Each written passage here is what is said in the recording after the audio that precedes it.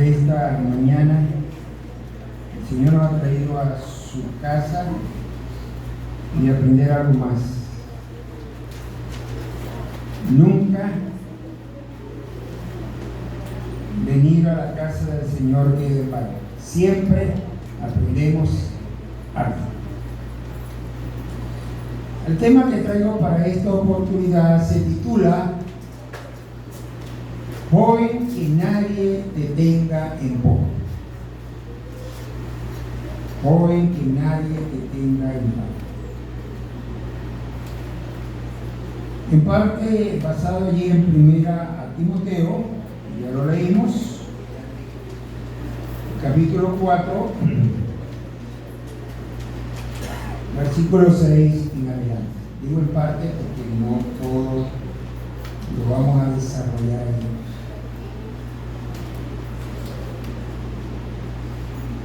Antiguamente se tenía en poco a la mujer.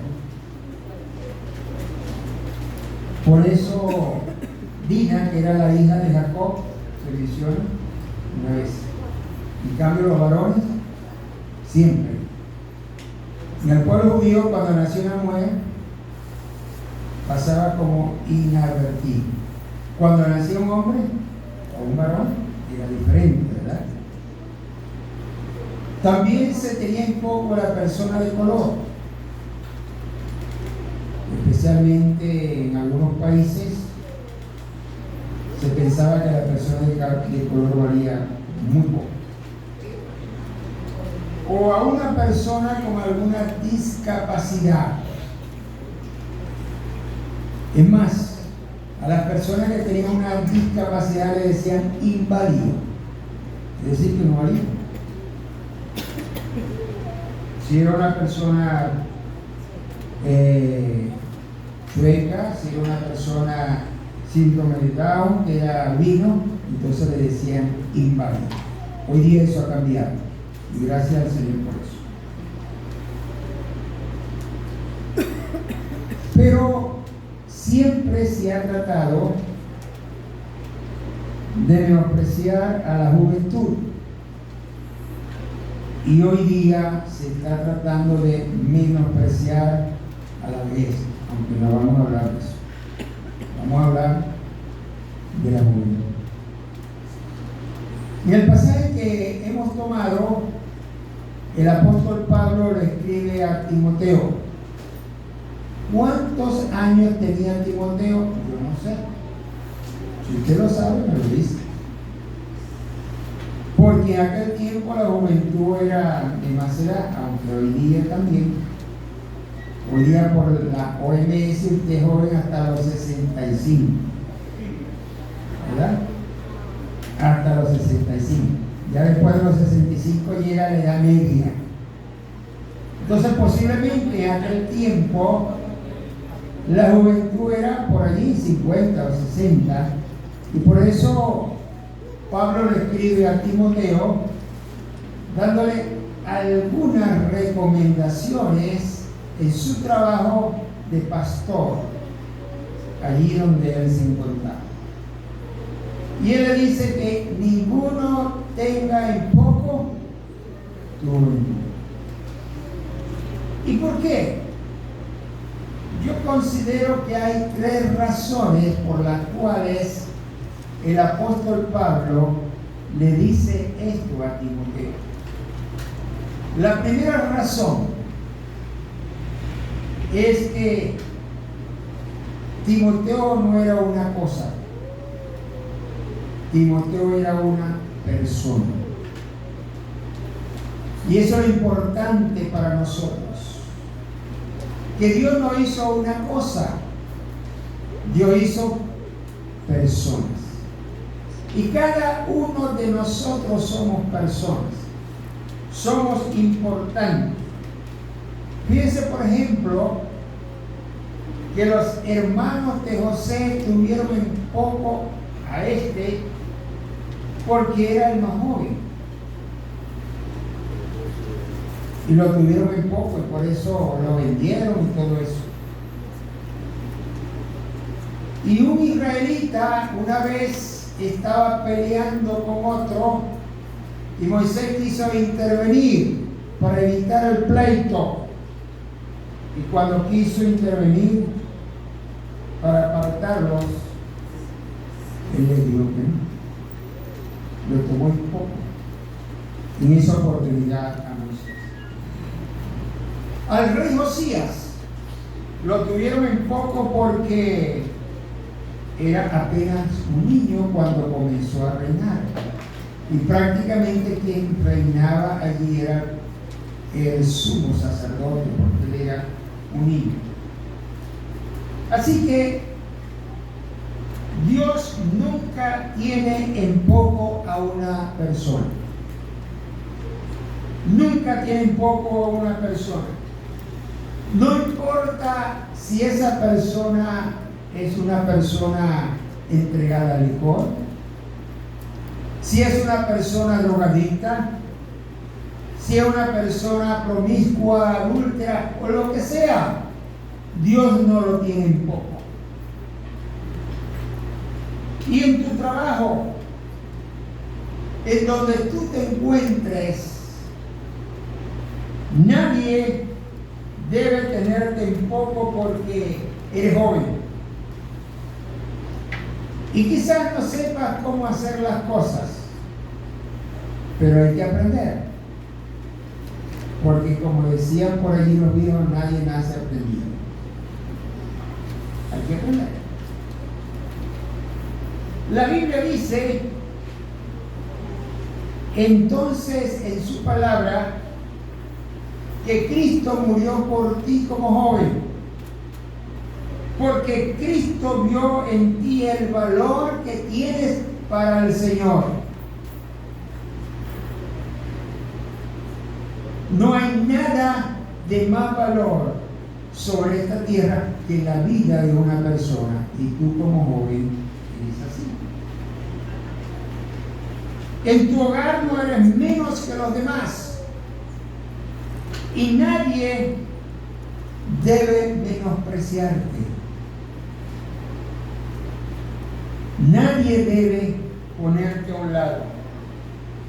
Dios te cuidó desde el vientre de tu madre, te cuida hoy día y te orienta en su camino para que tú llegues a ser la persona que Él desea que tú seas.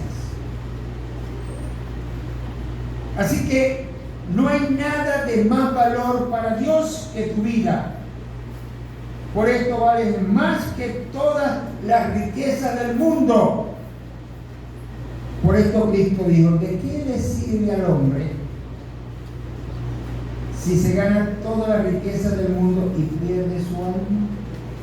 No hay nada de más valor para Dios que tu vida, que tu alma. Así que siente y vive como una persona amada por el Señor. Que cada día cuando te levantes digas, yo soy un joven o una joven amada y querida por el Señor. Y eso va a hacer que tu autoestima cada día crezca más. Lo segundo que el apóstol Pablo dice a Timoteo, ¿por qué nadie debía tenerlo en poco? Es que Timoteo era un ministro del Señor Jesucristo. Un ministro. Esto significa que a cada uno de sus hijos el Señor le ha dado un ministerio en su obra para que lo puedas ejercer. Y que ninguno de los ministros es igual al otro. Porque yo puedo hacerlo de una manera, otro joven puede hacerlo de otra manera, otro hermano puede hacerlo de otra forma, pero todos son importantes los ministerios en el Señor. Así que tu ministerio que el Señor te ha dado es importante y necesario en la obra de nuestro Señor. Algunos piensan que una hermana que barre o una hermana que limpia, eso no es tan importante. Sí es. Que una hermana que ayuda a los niños quizás con las meriendas, eso no es tan importante. Sí es. Porque todo ministerio es importante para Dios y uno no es más importante y otro menos importante. Todos son iguales. No eres uno más. Eres el ministro que Dios quiere que tú seas en la obra de Él. Tu ministerio que el Señor te ha dado es para alabarle, para exaltarle, para engrandecer y magnificar el nombre del Señor. No es para que te vean, no es tampoco para que te aplaudan, no, es para que tú en ese ministerio que tienes exalte, glorifique, magnifique y engrandezca al Señor cada día, cada momento y cada instante. Así que eres la persona que Dios ha puesto aquí para que ministres, para que ayudes, para que orientes, para que aconsejes a otros. Por eso la palabra de Dios es tan hermosa, en donde nos dice que cada uno, sin importar la edad, tiene un ministerio. Y que cada uno, como dice Pedro, es una piedra en el edificio. Cada uno es importante en la iglesia. Y no es para que haya discordias, no. Dios te ha dado eso para construir. Dios te ha dado ese ministerio para unificar. Dios te ha dado ese ministerio para lograr la unidad. Y hablo de unidad, no de uniformidad, pues son dos cosas diferentes. Es la unidad en el cuerpo de Cristo, no discordias. No es para que hayan pleitos, celos, ira, contienda, disensiones, como las había allá en la iglesia de Corinto, que lamentablemente unos se creían más importantes que otros. Y cuando en una iglesia un hermano, un joven, una hermana se creen más importantes que otro en el ministerio que el Señor le ha dado, es por eso que vienen los problemas. Por eso hay que lograr la unidad del cuerpo de Cristo. Tu ministerio puede ser de proclamación, de predicación, de alabanza, de enseñanza, de servicio, de compañerismo y de alabar y exaltar el nombre hermoso y glorioso del Señor. Hermanos, todos son necesarios. Todos los ministerios son necesarios. Ninguno está de más y ninguno es más importante que otro, ni tampoco de menos. Si yo les preguntase a ustedes, si usted va a construir una casa, ¿qué es lo que no le pondría a esa casa? Yo estoy seguro que nadie va a decir, yo no le pondría el piso. Y nadie va a decir que yo no le pondría el techo. Y nadie va a decir que yo no le pondría las columnas. No. Porque todas las cosas en la construcción de una casa son necesarias. Y de igual manera, en la obra del Señor, la iglesia, el cuerpo de Cristo, todos los ministerios son necesarios. Quizás, mi hermano joven, tú no has descubierto cuál es tu ministerio, pero eso no significa que no lo tengas.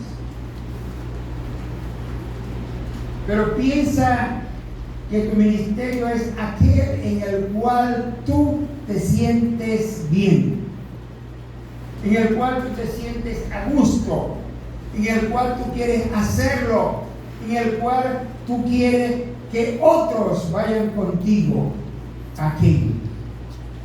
Ese es el ministerio que el Señor te da. Así que trabaja en tu ministerio y verás bendiciones del Señor en tu vida y en la vida de otros también. En tercer lugar, el apóstol Pablo le dice a Timoteo que nadie le tuviera en poco,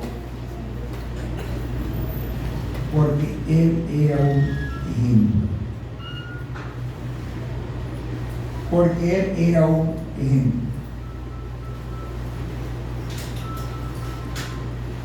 Cuando Pablo escribió esta carta le llegó a las manos de Timoteo. Nosotros sabemos que la sociedad de ese entonces estaba entregada a la idolatría, al paganismo. Y aquel que era cristiano tenía que ser un ejemplo para esa sociedad.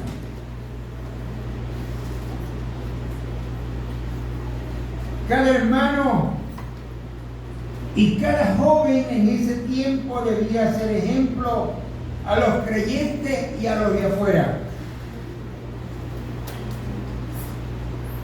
Porque siempre las miradas de los de afuera están puestas sobre usted y sobre mí.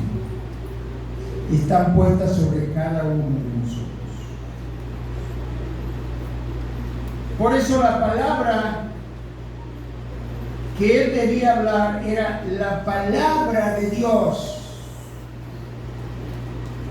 Él le dice, no te metas con esas fábulas, que había muchas. Fábulas de viejas, fábulas que no ejercitan para la piedad, fábulas griegas, muchas. No, desecha eso.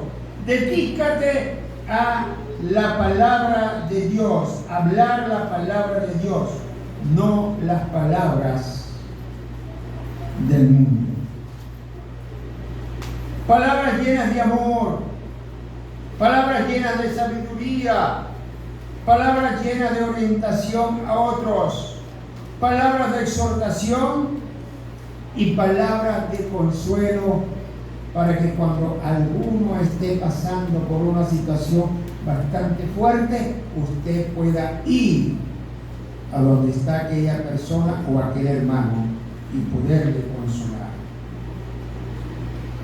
Así que su conducta debía ser un ejemplo, es decir, un espejo en donde los demás se miraran, en donde los demás vieran sus defectos y no los de Timoteo, y de igual manera debe ser en el día de hoy.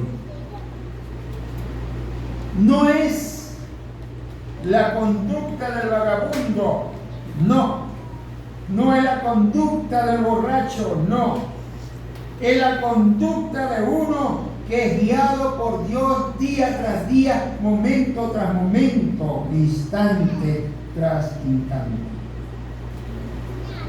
Una conducta que todos pueden ver la diferencia entre ellos y él. Una conducta que todos puedan ver que esa persona verdaderamente es un hijo del Señor. Ejemplo en amor, Ejemplo, no en el amor callejero, como se proclama hoy día, que hoy día a todo le llaman amor. A todo le llaman amor. Y quizás en aquel tiempo también, tal vez, sino un amor sincero, puro, sin interés. Un amor como Cristo nos ama, como Cristo te ama, sin menospreciar a nadie ni apartarlo. Amor que refleja el amor del Señor, el amor de Cristo en ellos, amor sacrificial y amor fraternal. Un ejemplo también de un espíritu humillado, un espíritu como el del Señor Jesucristo, un espíritu que se sienta en esa persona la presencia de Cristo que vive única y exclusivamente para Él. Un ejemplo en fe, es decir, permanecer en los caminos del Señor. Es triste cuando a veces escuchamos a madres, a padres, decir: mi hijo estuvo en la iglesia hasta que llegó a la adolescencia o a la juventud, y de allí no volvió más. Pero yo creo que si usted y yo enseñamos a nuestros hijos una verdadera fe en el Señor, una fe permanente en los caminos del Señor, no van a abandonarla cuando lleguen a la adultez, sino que podrán ver que tu fe no va a decaer, que tu fe no va a menguar, sino que tu fe va a ser una columna en la obra del Señor. Por último, el apóstol Pablo dice un ejemplo en pureza. Es decir, tu cuerpo, tu mente, tu alma, tu espíritu, todo absolutamente entregado al Señor. Pureza en el hablar, pureza en el actuar, pureza en trabajar, pureza en acompañar, pureza que refleje que verdaderamente eres un hijo verdadero del Señor.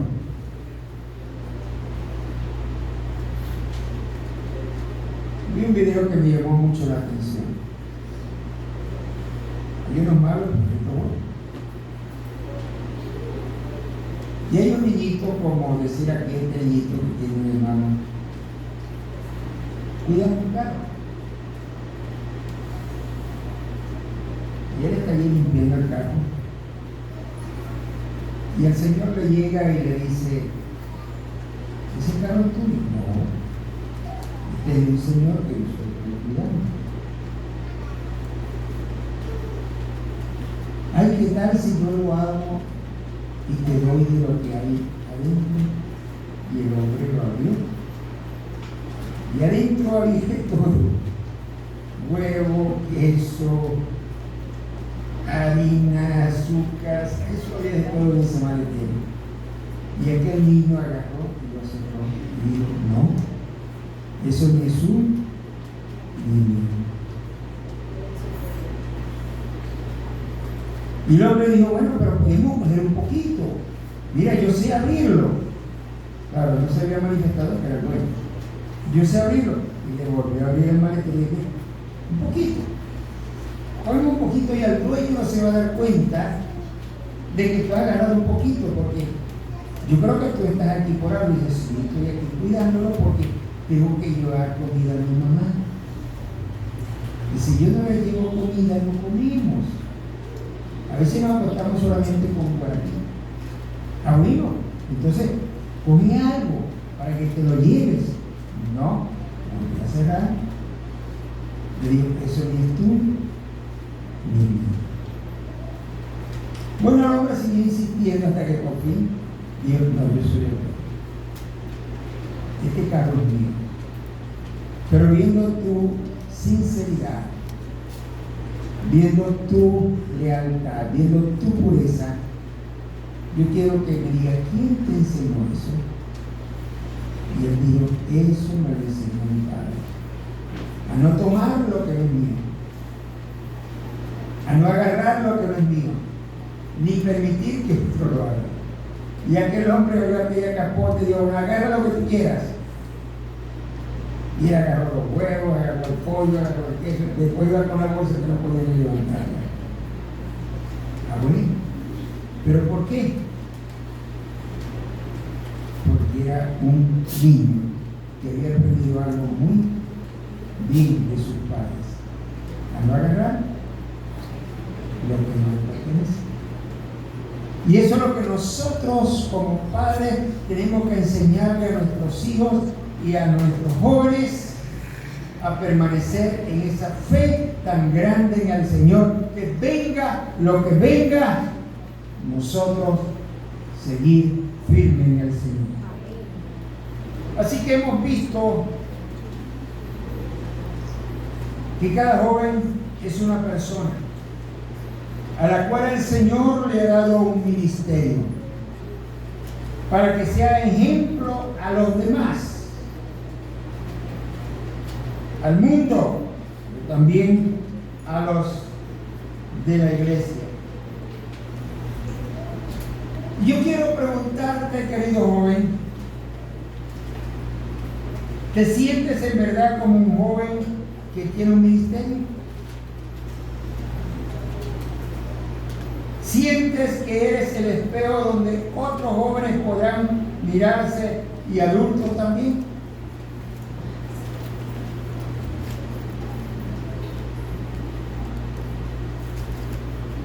Recuerda, querido joven, tú puedes ser un hombre que Dios utilizará, seguirá utilizando para llevar a muchas almas al Señor. Porque el Señor te ha dado capacidades. Tú debes estar dispuesto a tomar las riendas del Señor en la obra del Señor y no esperes que otros lo hagan. Porque puede ser que el Señor te esté poniendo a prueba. Y no eres el único. Porque muchas veces Dios pone a prueba a sus hijos. No digo tentaciones, oído, pruebas. Se dice que una vez un rey quería saber cuáles de los habitantes querían mantener las vías limpias, que no hubieran tropiezos en el camino. Y le dijo a sus soldados que pusieran en la vía principal una tremenda piedra para ver quién iba a quitar esa piedra. Y venían muchos en su carreta y veían la piedra y se desviaban. Y venía otro en su carreta y veía la piedra y se desviaban. Y así pasaron muchos. Pero venía un campesino con su carreta y ve aquella tremenda piedra que nadie había quitado, y él con gran esfuerzo se puso a quitar la piedra. Pero ¿sabe? Sorpresa, debajo de aquella piedra había una bolsa con mucho dinero de premio para que la quitara. Y muchas veces Dios nos prueba a ver cómo nosotros estamos actuando para premiarnos, para recompensarnos. Pero queremos que lo hagan otros. Yo no.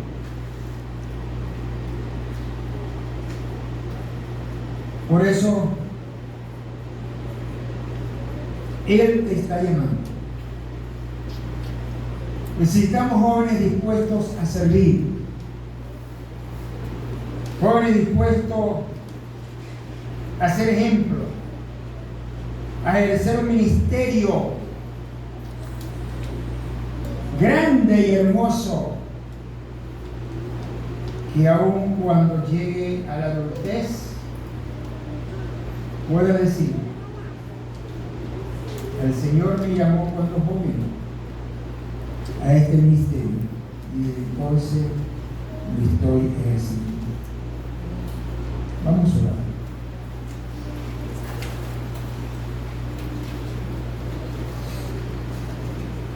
Amado Padre Celestial,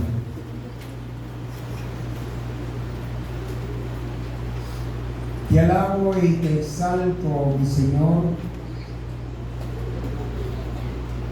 porque tú eres bueno, maravilloso y misericordioso. Y yo sé, Señor, que tú tienes aquí jóvenes preparados, jóvenes capacitados, jóvenes listos para llevar un ministerio adelante en la obra tuya. En esta mañana, Señor, tócales su mente, tócales su cuerpo, tócales su corazón, y que ellos puedan responder y decir: Señor, aquí estoy para llevar adelante la obra tuya. Yo sé que no lo he hecho hasta ahora, pero quiero comenzar a ser un ejemplo para los demás, a ser un ejemplo para el mundo y para esta iglesia, y que la obra tuya pueda seguir adelante. Así que, Señor, toca cada corazón, cada joven, para que pueda responder a tu llamado. Así te lo suplico, en los méritos hermosos y preciosos de Cristo Jesús, para que sea toda la gloria